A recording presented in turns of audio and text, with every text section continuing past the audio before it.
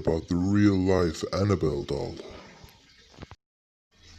Annabelle is an allegedly haunted doll housed in the occult museum of the paranormal investigators Ed and Lorraine Warren.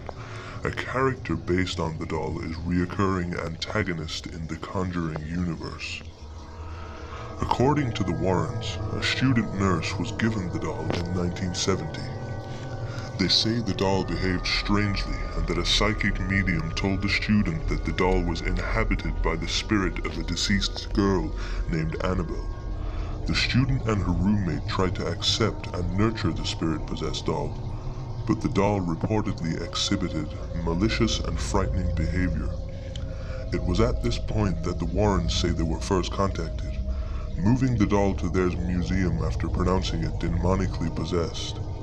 The doll remains in a glass box at the Warrens Occult Museum in Monroe, Connecticut, USA. Texas State University Assistant Professor of Religious Studies Joseph Laycock says most skeptics have dismissed the Warrens Museum as full of off-the-shelf Halloween junk, dolls and toys, books you could buy at any store.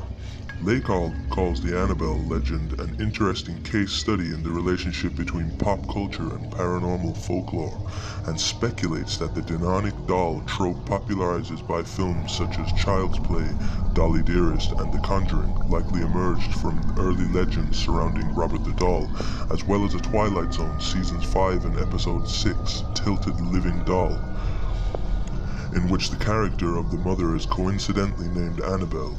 Released 5 years prior to the Warren story, Laycock suggests that the idea of demonically possessed dolls allows modern demonologists to find supernatural evil in the most banal and domestic of places. One morning while the nurses were eating at their breakfast nook, Annabelle's two flimsy little cloth arms levitated onto the table, Spera says.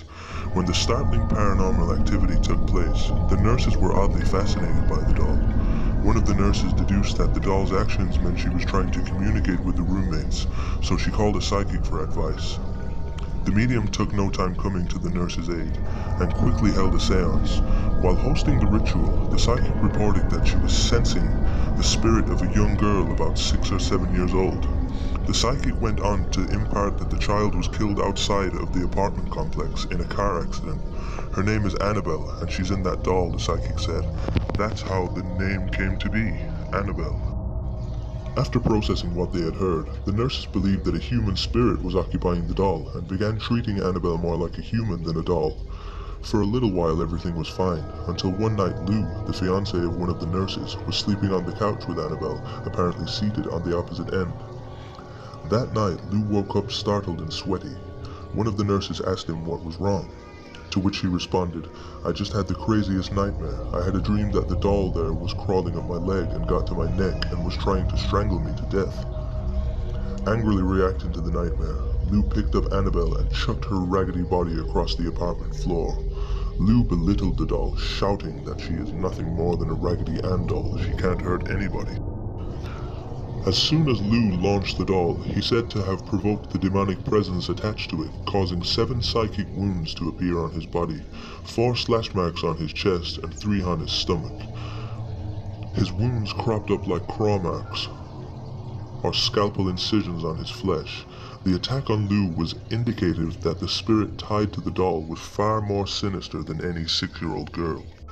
One might wonder why Annabelle targeted Lou and not the nurses. Spera rationalizes this by comparing Lou's sensitivity to the doll to poison ivy. Say you came across a poison ivy plant, I told you not to touch it. Well, some people can touch the plant and not get poison ivy, whereas other people can touch the plant and their bodies become riddled with a rash.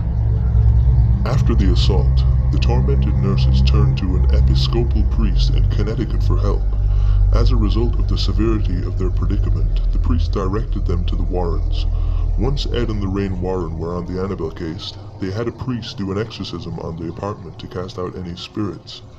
Afterward, Ed took the doll with him for safekeeping. After the paranormal investigator placed her in the back seat of his vehicle, he claimed he experienced car trouble on his way home, similar to the car trouble seen during the start of Annabelle Comes Home. Today, the Annabelle doll remains safely housed behind a glass case in the Occult Museum. To this day, the real truth about the Annabelle doll still remains a mystery. Thanks for watching, and we'll see you in the next episode.